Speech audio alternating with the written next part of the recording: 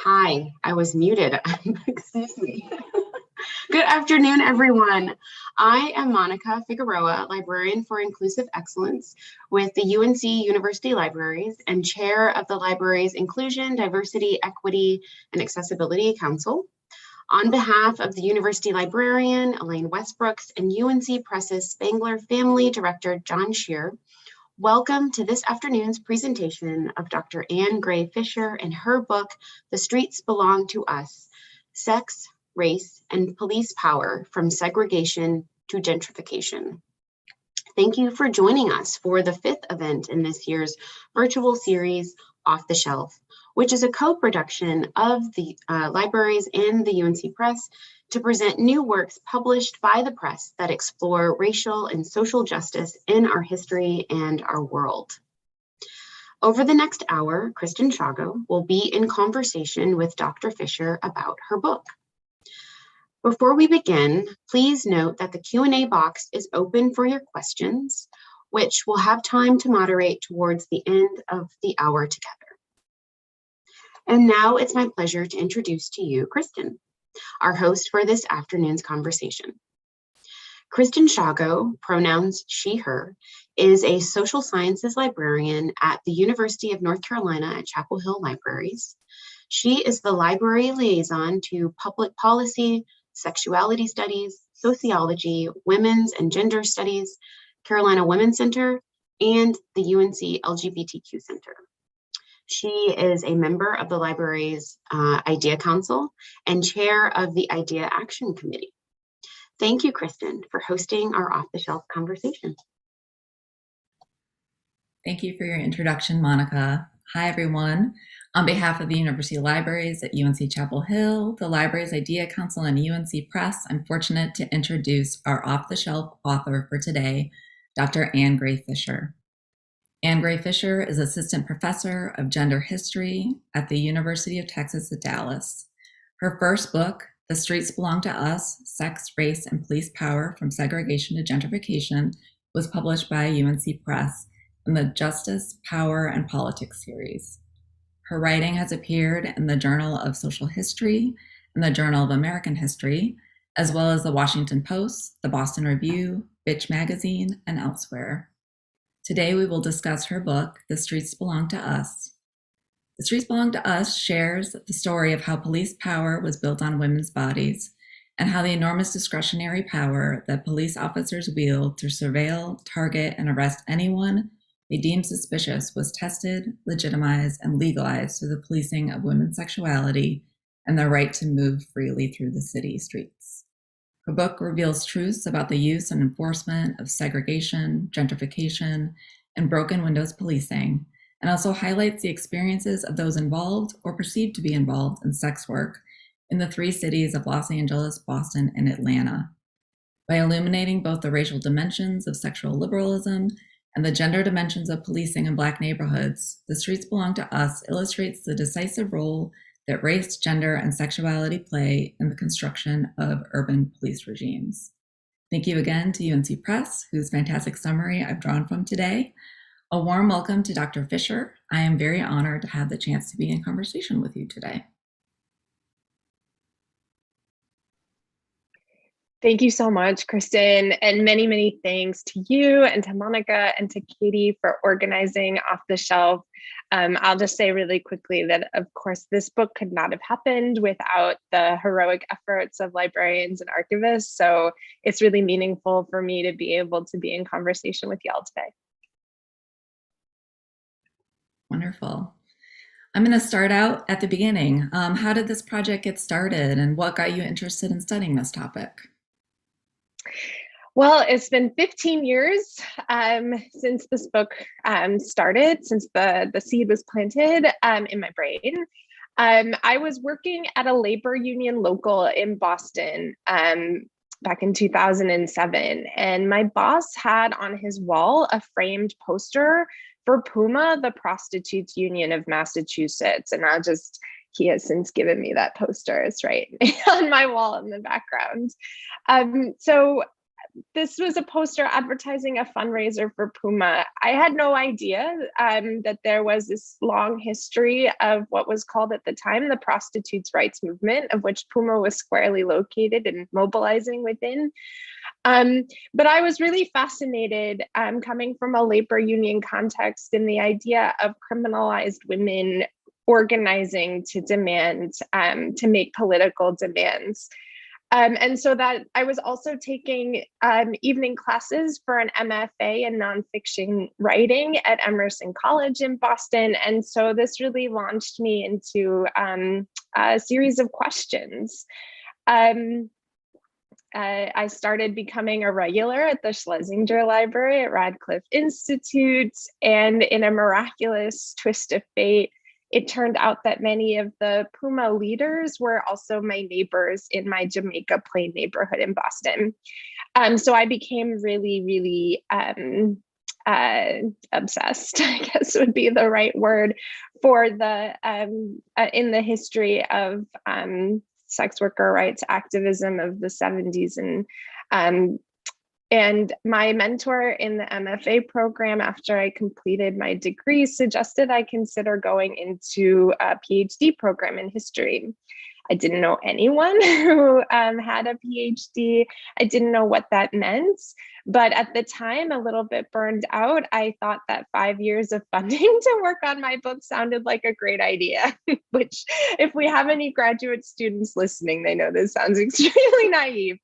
But I applied to PhD programs to write a history of the sex workers' rights movement from the 1960s to the 1980s, based on this Puma history I had researched and the MFA thesis I had written.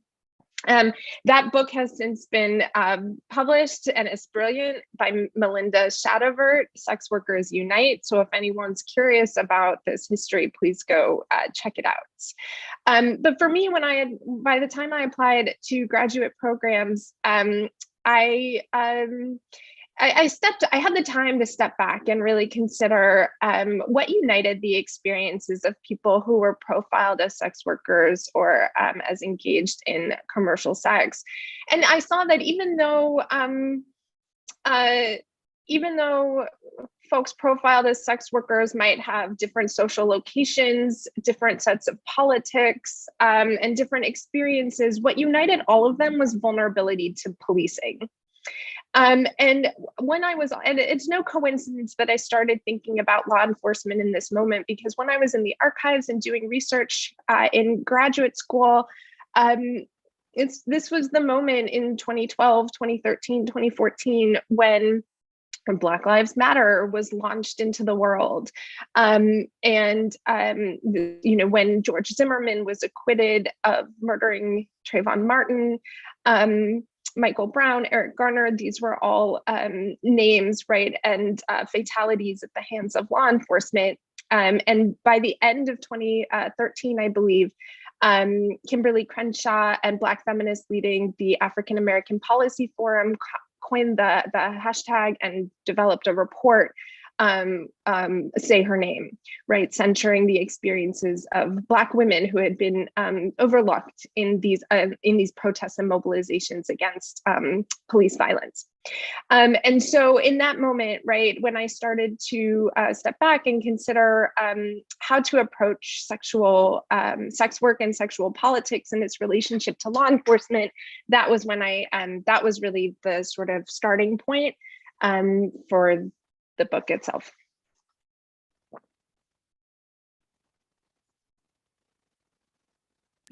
Well, we are quite lucky that someone suggested that you get your PhD in history. And we get to talk to you about this today.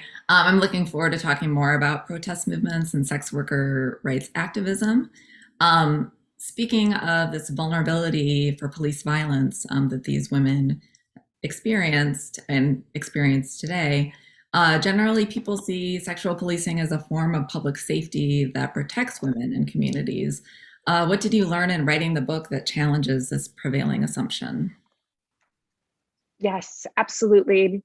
Thank you. So what I found in my research, right, and we can talk, and this is sort of speaking generally, and then we can get on the ground, but As you said, sexual policing or prostitution policing is often considered a public safety service, right? And the idea is that it protects women, it protects communities, it protects cities, right? It keeps them safe. But what I really found across the 20th century is that prostitution policing is politics by other means. It does political work in the world, and it's not in service to protection, even though it's often couched in the rhetoric of safety and protection. So that was really the major insight that I came to when I was trying to uncover why police were sort of jealously holding on to their power to engage in this kind of policing, which across the 20th century has been derided as a waste of police resources or a liability for police corruption. I think it's also really important to name the ways in which sex policing or prostitution related policing does political work that is directly related to the enforcement of sexual norms. And these are usually white sexual norms. They change over time, but police are absolutely engaging in and exploiting racist hierarchies of human value. And it also means that as police are engaging in these forms of prostitution enforcement, law enforcement, they're also shaping the literal space in which all city residents live. So that was really, I think, stepping back to think about why police are engaging in this extremely violent practice, how they're able to justify it as something that's safe. And I'll back up, right? What makes sexual policing violent, right? It's an everyday, it's a mundane feature of policing that folks will often say is sort of, it seems unjust, but it seems necessary for social order. But that social order itself is rooted in sort of white supremacist ideologies of human value and human worth, and by enforcing that social order, right, police will engage in policing that makes women compounds their vulnerability, particularly the ways that arrests themselves, right, which we think of as sort of mundane police procedures. Arrests themselves can trigger all sorts of crises in women's lives, whether it's lost jobs, lost wages, lost custody. Not to mention the fact that the enormous discretionary power that police wield in order to enforce these prostitution-related misdemeanors gives them tremendous power that they can exploit to engage in sexual assault, extortion in exchange for the withholding of arrest. And oftentimes the forms of sexual violence that police engage in are justified as legal, and not only as legal, but as legitimate forms of policing. So this violence itself is doing political work to establish police authority while also establishing and enforcing social hierarchies and shaping the cities we live in. Yes, I was really taken aback, but sadly not surprised by how much police and politicians orchestrated things to benefit themselves financially and to push a white supremacist agenda. Things like moving red light districts into Black neighborhoods, and then both over policing and also neglecting those neighborhoods. I was wondering, what role does race or racism play in this history of sexual policing? Yeah, thank you so much. It's a big question, and I'm going to try to keep it as tight as possible. So it's, we need to kind of back up. So I owe so much of this work to librarians and activists plus Black feminist thinkers, right? With the powers of these folks combined, it's really astonishing what we can think of. And of course, with the vision and insight of Black feminist activists, thinkers, and the folks who are preserving and recording their work. So we need to kind of back up and start with this Black feminist insight that we get from Patricia Hill Collins, Horton Spillers, and others, that whiteness and gendered whiteness, white womanhood, we could say specifically, is meaningless without a grounding contrast, right? And that grounding contrast comes through Blackness and gendered Blackness, or Black womanhood, right?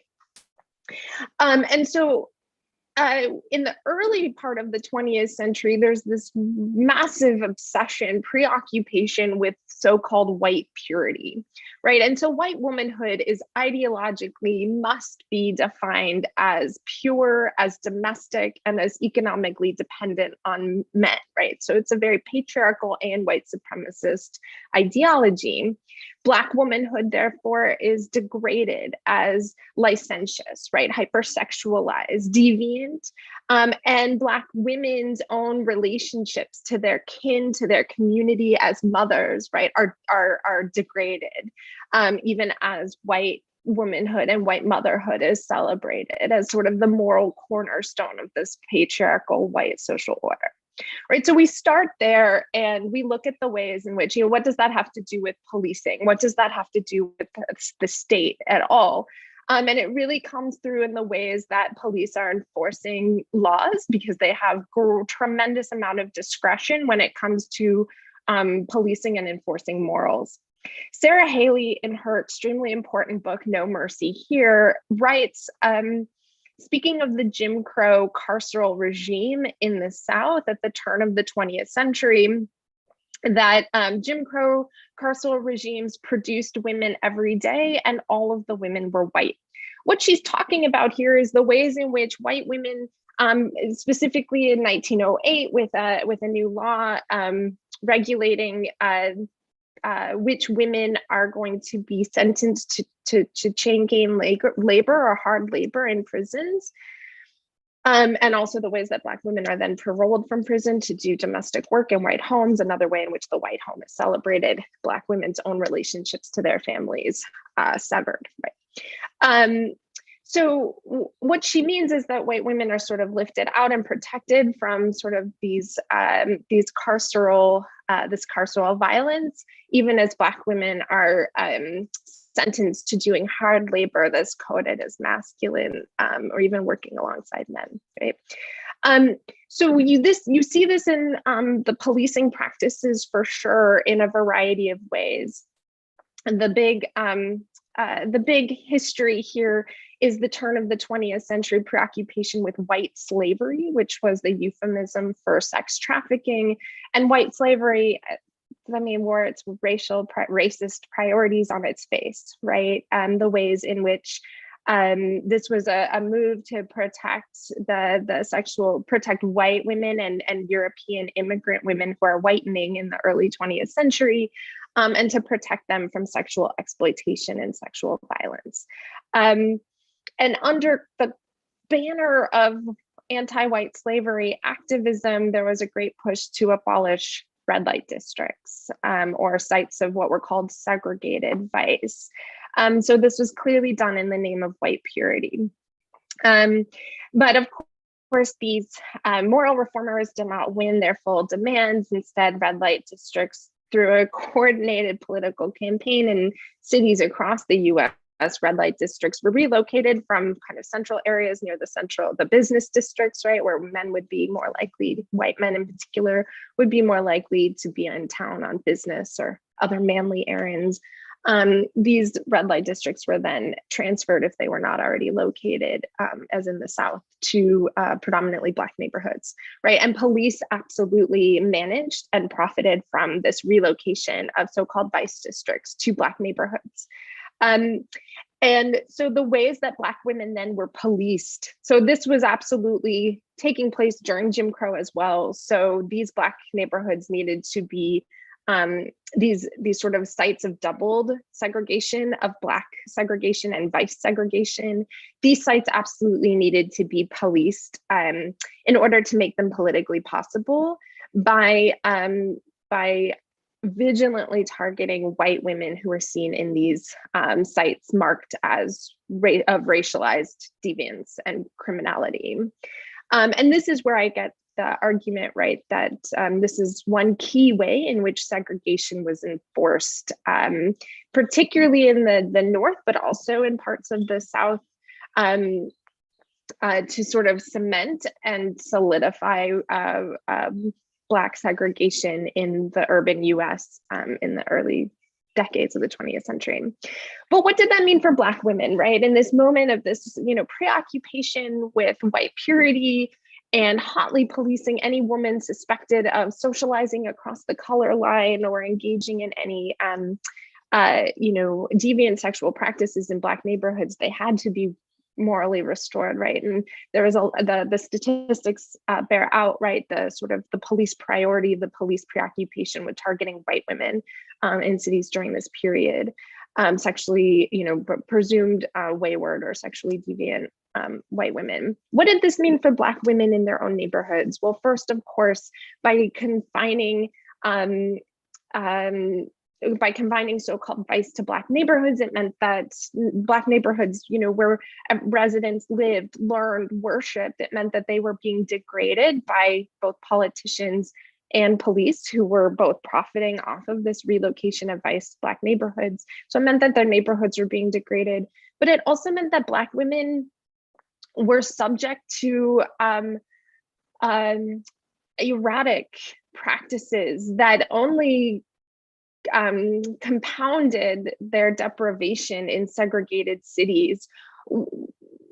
While Black women might not have been subject to the sustained systematic targeting that white women experienced during this period, the violence they experienced was unique because police both profited off of allowing Black women to engage in commercial sex in this period, but it also meant that all Black women were considered sexually criminal during this period and in their own neighborhoods.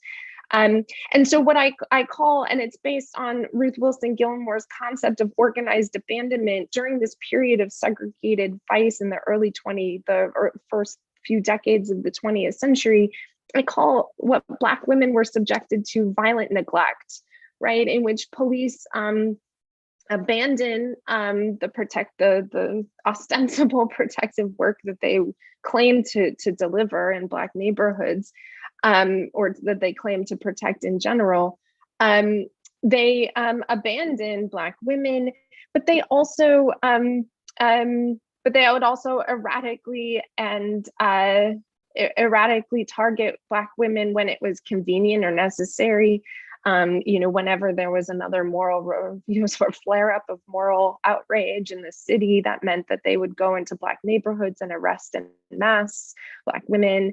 And it also meant that Black women would be vulnerable to white terrorism within their own homes. I offer the example, and I'll close with this example for this question. I offer the example of Ike and Eva Bolden, a couple in Pittsburgh.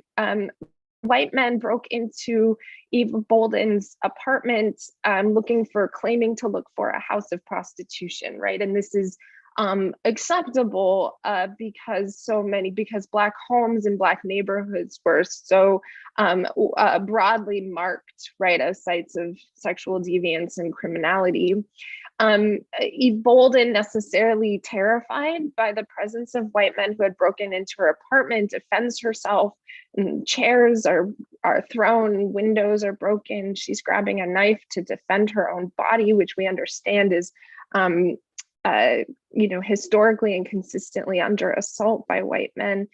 And when police finally do arrive, they arrest Eve Bolden and her husband, and not the white men who had broken into their homes and terrorized them, right? So we can see the ways in which violent neglect of policing actually compounds Black women's vulnerability to criminalization and non-state violence as well, sort of white terrorism.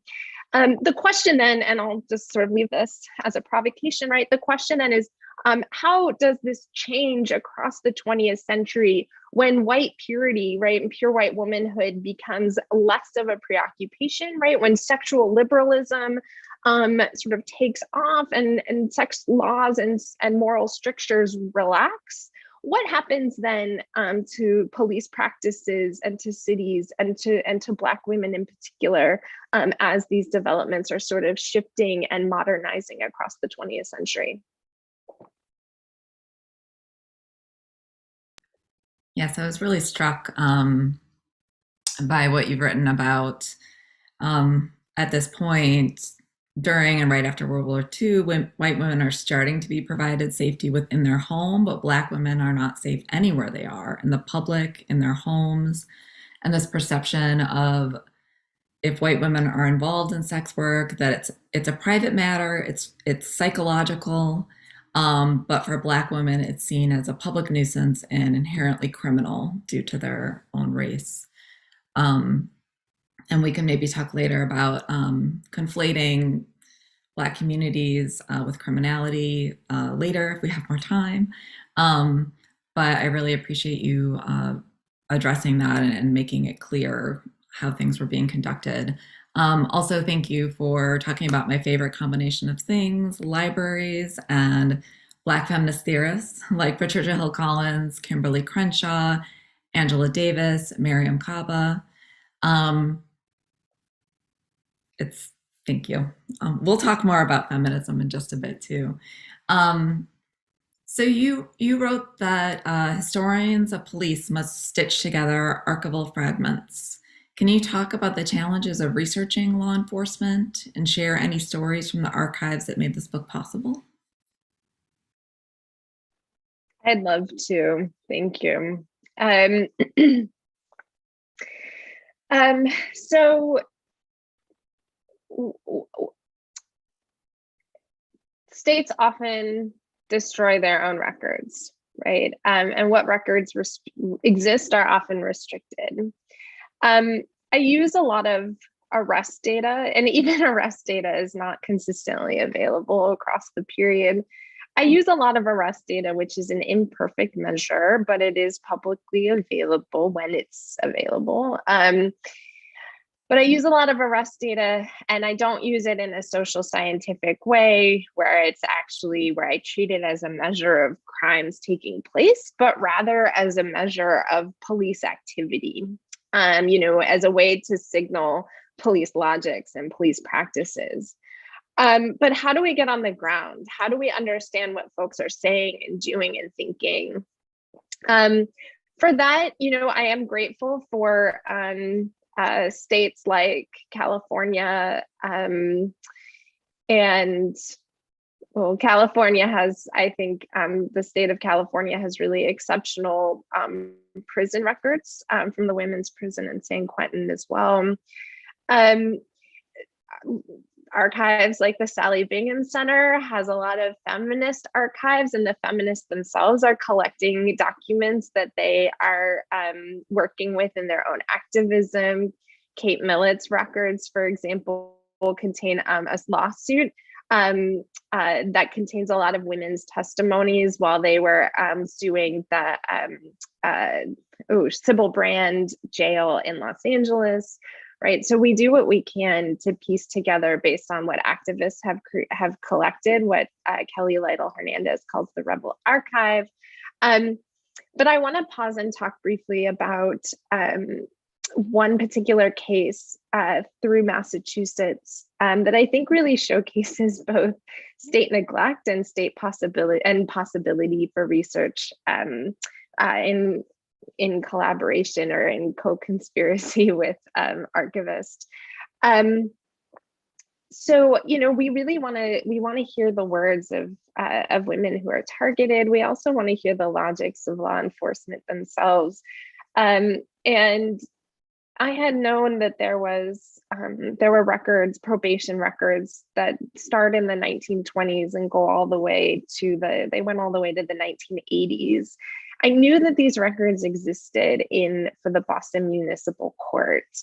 And I was hopeful that these would have lots of narrative testimonials, and I'll put a pin in that, right? What can we really do with women's voices when they're so mediated by law enforcement? But I knew that these would have, I was hopeful that these would have lots of conversations between women and probation officers about why they were arrested and their experiences before, during, and after arrest, because probation officers take it as their charge to collect all of this information, to extract this information from the women who've been arrested. So I knew that these records existed, and I was very, very irritating. I was a very irritating presence in the life of one archivist activist in Boston, who both worked at the Supreme Judicial Court archives, but also had co-created the LGBTQ archive in Boston, the History Project, which is awesome. If you're curious, you can check it out. So, that archivist said, oh, these records would be great, but they've been destroyed, right? She couldn't find them anywhere. But I persisted, she persisted, and she ultimately located these records that had been marked for destruction, but because of state neglect, I, in my book, suggest that it was because women's records are so are considered so marginal to state records that they were marked for destruction, and then somebody forgot to actually destroy them. They fell through the cracks. And so she was able to recover them and share them with me. And it was through those records that I found the ways in which, by the 1970s, and this was happening through the 1960s, I found ways in which police would arrest Black women who are now demonized as major threats to public safety once that shift took place, when white women became privatized in some ways, right? When they became safer in their own homes, as you named, and also when white women's sexual practices themselves became effectively decriminalized, considered less of a social threat to the social order. Black women became the sort of enduring demonization and criminalization of Black women became a really salient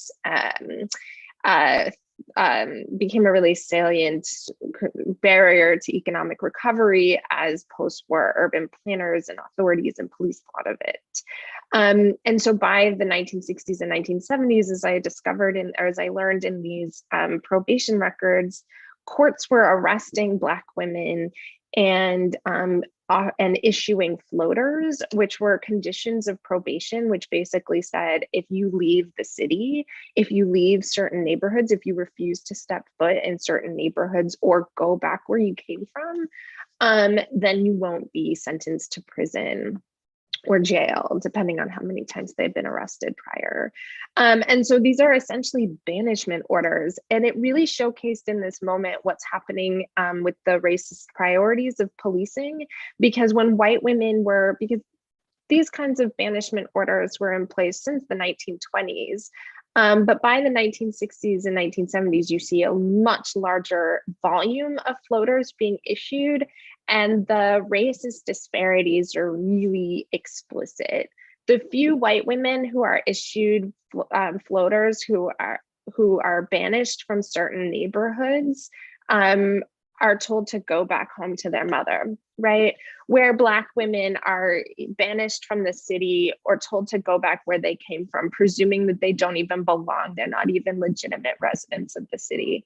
And so because of those probation records that the archivist had rescued or salvaged from destruction, I was able to find those stories and the ways and how important then the banishment of Black women from cities, right? No longer is it a question of segregating them to certain neighborhoods. Now it's a question of rather banishing Black women from city streets altogether. Oh. First, I'll say that librarians and archivists, we love to work with scholars on these deep dive research questions, so keep bringing them to us. We really I at least get a thrill out of it. So this is a bit of a follow-up to what you just talked about, but UNC Chapel Hill University Libraries is engaging in a reckoning initiative. Our library, like any institution, operates through a set of legacy systems that implicitly and explicitly perpetuate inequity because they've been traditionally centered on this whiteness and patriarchy as the default. And our Libraries Reckoning initiative, which was set out by our Vice Provost for University Libraries and University Librarian Elaine Westbrooks, she asked us to use racial equity, inclusion, and social justice as a lens for all of our work. As you conducted research for your book, can you talk a little bit more about whose voices you saw centered or silenced in the narrative? And also, how is that reflected in knowledge institutions? And how do you think libraries and archives might do this work better? And I'm happy to repeat because I know that was a lot of questions and a lot of information all in one. Well, I just want to thank y'all so much. This Reckoning initiative sounds so exciting, and it sounds like a model for university libraries to match. So I'm really grateful for that work. And I'm grateful too for the opportunity to circle back to an issue I had raised previously, right? I was primarily looking at state records because my commitment was to exposing police logics, police practices, particularly when it comes to prostitution policing. There's this very strong sense that it's as same as it ever was, right? And it is true that for historians of police, we do need to reckon with the unceasing sameness, what feels like the unceasing sameness of police violence. But it's really important to me to identify what has changed, mostly because I'm a historian. And so I believe that change and continuity are typically happening at the same time. And also because if nothing's changed, then what hope is there for the future, right? So attending to the change in the past means that we're demonstrating our commitment to change in the future. So it was important to me to identify what had changed in police logics, police practices, and what that meant, and why. But at a certain point in my research, I really had to make a choice about what this meant for the voices of the women I was encountering in the archive. Saidiya Hartman's brilliant book, Wayward Lives, Beautiful Experiments, Cheryl Hicks' Talk With You Like a Woman, another UNC Press book, and Amanda Latower's Bad Girls, which is more of a post-war look at policed women or the ways that women are targeted by the state. They all center women's voices and women's lives, right? And Hartman does this beautifully in sort of identifying the vision, right? The radical vision and the extraordinary scope of what is unimaginable for so many whites and even middle-class Black activists at the time that she's focusing on, turn of the 20th century. And so they do this really beautifully, and they center women's voices in really smart and thoughtful ways and with great care, particularly because the question is, how do we read? How do we understand? How should we understand and read the voices of women when they are mediated in documents, interviews with police officers, with probation officers, parole officers, prison administrators, and officers, correctional officers? How do we understand why these women are speaking what they are saying to these agents of power and authority? And so there are really wonderful books that model how to do that, the Hartman, the Hicks, Latower. But for me personally, there was a point where I had to simply commit, and I committed to exposing police logics and police practices. I really got a lot of energy from Laura Briggs in her first book that I'm embarrassed to say is now, the title of which is now escaping me, Reproducing Empire. I got a lot of energy from her epilogue. It's beautiful, where she talks about returning privacy and dignity to the women who were afforded neither by state agents of power. And So I really think it's an ongoing question, right, in terms of what librarians can do and what archivists can do in conversation with historians, how to read and understand these records. I think a lot of it has to do with attending to how these records are produced. I think a lot of it has to do with attending to the subject position of the archivist, the researcher, and the material itself. It's an ongoing project for sure, and there's wonderful models, and I don't think that, and I really, I get a lot of energy, and I fully recognize and appreciate the ways in which scholars are refusing to allow the silences in the archive mean silencing of the most vulnerable people, right? I think that, by looking at feminist archives, by insisting on seeking out those most vulnerable in state records, it is absolutely possible to imagine otherwise and to imagine the lives and the vision, right, of targeted women and targeted people. But for me personally, I wanted to maintain sort of an unwavering interrogation or inquiry of police power and police practices, and that. And so when I do offer voices of the women themselves in the book, and I aim to at every moment, so that we can understand how women are analyzing and theorizing what is happening to them. So much of that, when I do offer those voices, it's simply to showcase the extremely expert knowledge that women who are policed have of police themselves, right? Because those who are targeted by police are going to have the clearest vision and the clearest analysis of why police do what they do. So I don't actually know if that fully answers your question, but that's what I have to offer at this moment. It did, thank you. And it leads in perfectly to my next question. What is the relationship of feminism to the history of sexual policing? You included stories that of what I see as the continued failures of white feminism. And I was just wondering if there were lessons from feminists of the 1980s and 1990s that are relevant for readers today, concerned about police violence, kind of the way things maybe were done right, maybe the ways that they were not done very well.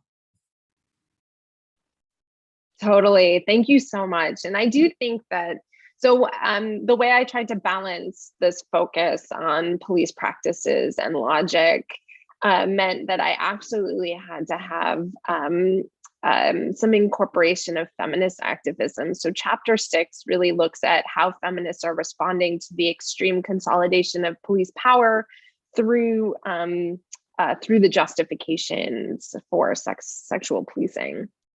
So it was really important to me, and it's kind of it's a bookends in a way, because the white slavery abolitionist, red light district abolitionist movement, the new abolitionism of the early 20th century was really women-led, white, and predominantly white women-led. There were absolutely Black women engaging in rehabilitation and restoration work for Black women.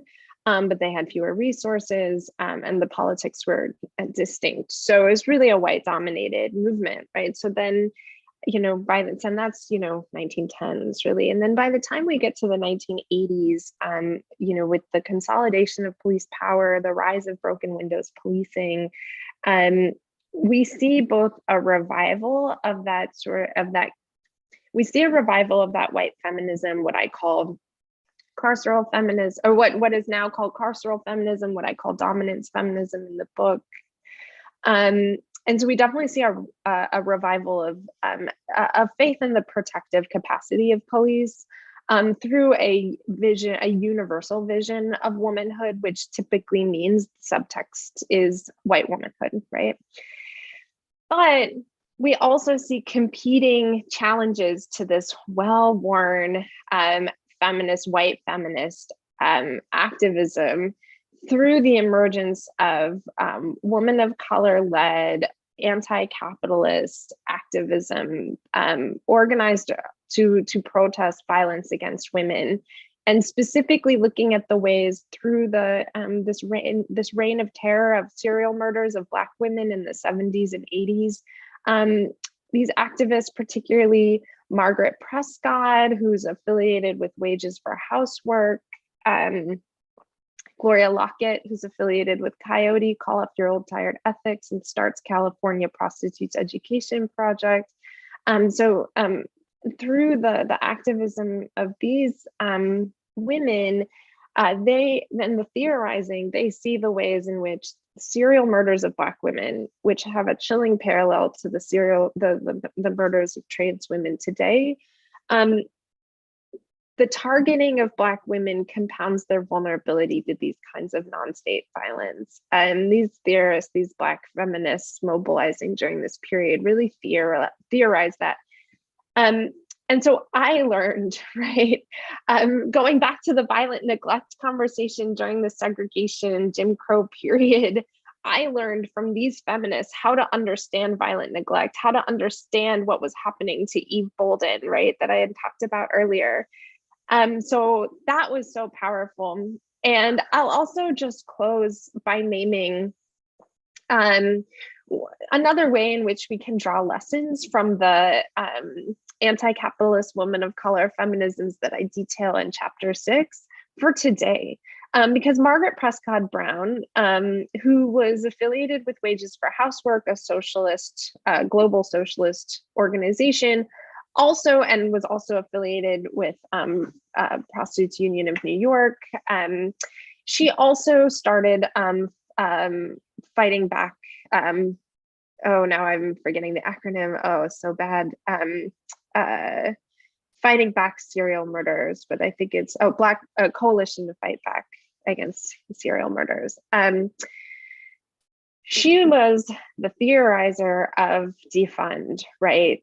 Decades before we are where we are now. She argued in her context in Los Angeles that by taking money away from the LAPD, right, and overtime policing to engage in prostitution policing and other low-level misdemeanor offenses, putting that money towards social services, healthcare, education, that would benefit the poorest and most vulnerable, right, women of color. So she's speaking specifically in this context of Black and Latinx communities. So there are so many lessons that we can still learn, right, from this activism that's taking place in the 80s and 90s, both as a sort of cautionary rethinking of what white feminists demand when they're demanding more policing and more protection from police, but also visions for pathways to unravel that police power through the feminists of color that I document, or that I'm talking about in that feminist chapter. Thanks for asking about it. Yes, it really helped deepen my understanding as well, as someone who's been involved in women's and gender studies and feminist movements over time, to get more of this history. So I could ask you questions all day, but I'm going to, I know we have a question that came up in the Q&A. Other folks can definitely put one in there. So I'm going to go ahead and ask you a question from that. And then we'll return to my questions if need be, but I'm sure we'll get more. Okay, so the question is, I'm working on a dissertation about blight as a legal and cultural concept related to and distinct from slum, nuisance, banishment, etc. Can you talk a bit about how the presence of women and/or sex workers in public space contributes to designations of specific city spaces as blighted, or as any other moral legal designations that support redevelopment projects? Absolutely love this question. And whoever you are, you can always reach out to me. I want to be helpful in any way I can. What a fantastic project. So I think in the post-war period, right, how do we move to the systematic targeting of Black women, targeting of sex workers? And I think that there's a whole other galaxy, right, of people who are targeted for low-level offenses. In the post-war period, what is the so-called urban crisis, right? When cities are being steadily unfunded and defunded by the federal government, by state governments, and as the tax base is fleeing, right, to the suburbs, both middle-class residents and businesses. So in this moment, the property values of cities become more salient. And in this moment, the targeting of the folks who are remaining in cities, right, are going to be poorer and blacker than they had been prior to World War II, right? And so this becomes a real problem for politicians and law enforcement authorities. And law enforcement really, the story I tell is how law enforcement positions themselves not as a problem of urban violence, but as the solution, right, to urban poverty and urban violence. And they do this through holding up sex workers who are universally sort of marked in the post-war period by the 50s, 60s, 70s as Black women, right? And this you could trace this in other ways, but I make arguments for why focusing on prostitution policing is really important as a test case and as a laboratory for police and politicians to expand their scope and the reach of their power. So in this post-war moment, the deterioration of cities is really important. It becomes weaponized in really powerful ways to justify intensified and systematic policing of low-level misdemeanors. And so Black women are absolutely, and sex workers are absolutely become targeted through these justifications, through this rhetoric. And I just want to name, to the blight question specifically, right, what's happening in Atlanta. I think my Atlanta chapter, which looks at how broken windows policing takes off in a liberal Black-led city in the 70s and 80s, and what Black women profiled as sex workers have to do with that. And a lot of it is a collaboration between Atlanta police and a coalition consortium of businessmen and real estate developers called Central Atlanta Progress, Inc., so CAP Inc., and shout out to Atlanta History Center because they were super helpful. So what you have really in this Atlanta story is how CAP goes from in the 70s to being concerned about urban infrastructure, transportation, right? All of these non-law enforcement issues, to through focusing on prostitution policing and the targeting of women profiled as sex workers, as well as queer folks as well who are identified as sex workers, right? To by 1986, a fully law enforcement driven agenda to make the cities to be perceived as safe for white folks and for white capital. And I'm naming this is a long way to get to the point where in CAP's own records, right, they have all manner of crime task forces. Police are often, at the table in these task forces, or they're pressuring police to do what their task force recommendations come up with. And in this moment, right, they're referring to their targets in the city as human urban blight. And so I think, this thinking about blight is a really powerful way to unravel broken windows policing, the idea of the logic of broken windows policing itself, because this is the ways in which you see humans and objects being conflated, right? Where a broken window, for example, becomes as problematic and as sort of, demanding law enforcement cleanup solutions as humans themselves. And in chapter 5, I talk about the ways in which, chapters 4 and 5, I talk about the ways in which and the whys in which sex workers specifically, and who are marked as Black women, are sort of held up as both the symbol of the problem and justified through expanded legal mechanisms. Law enforcement is seen as the solution, right? If they could only have more power, law enforcement would drive the urban solution to impoverishment, underfunding, and crumbling infrastructure. Atlanta is your focus area. All right. I was going to say that fantastic question was from Shira Faulkner, who's a PhD candidate in geography, who Monica and I have had the great fortune of working with before. So, and that Atlanta is her focus. So you both should definitely connect. Yes. Connection. Yeah. Okay. Let's see. All right, I'm going to ask you another one of my questions. As librarians and archivists, we work to engage all of our library users, and especially students, in critical thinking about the scholarship they read, scholarship they write, and also their ways of considering the world. Can you tell us what your hopes are for readers as they engage with this book? Yeah, and I realize we only have a few minutes left, so I'll just offer the hope that that by seeing how things change, that folks will feel that that there's hope, right? If it's, police power is human made, right? And that means that it can be human unmade. And I also hope that I hope to inspire folks to always insist on thinking about how gender and sexuality change our understandings, our conversations around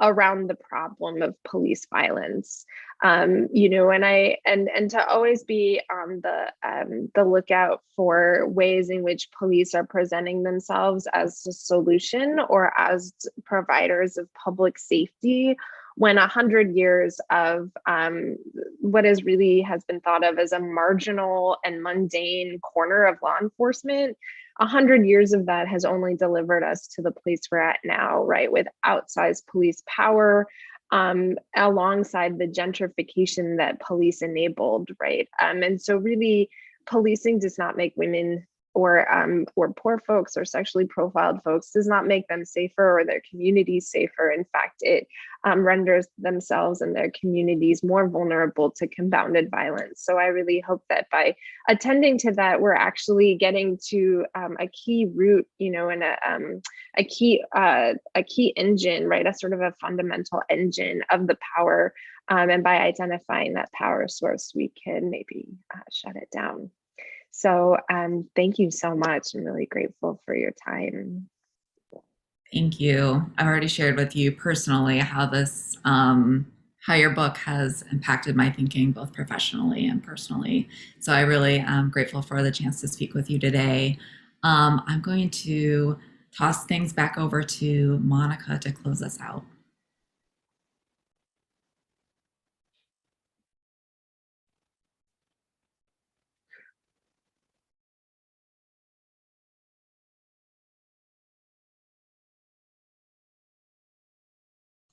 I'm muted. I'm sorry. I want to say thank you to Annie and Kristen for such a wonderful and insightful conversation. This has been a great afternoon. Thank you also to my libraries and press colleagues, especially members of the Idea Council, Katie Fanfani and Sonia Bonchek, for everything they did to make possible this off-the-shelf event. And thanks to all of you in the audience for joining us today. Don't forget to visit uncpress.org to use your 40% discount to buy Annie's book. Please check out the promo code in the chat. The Off the Shelf series continues later this month with a conversation with Dr. Glinda Elizabeth Gilmore and her book, Romer Bearden in the Homeland of His Imagination, An Artist's Reckoning with the South, on Thursday, April 28th from noon to 1 p.m.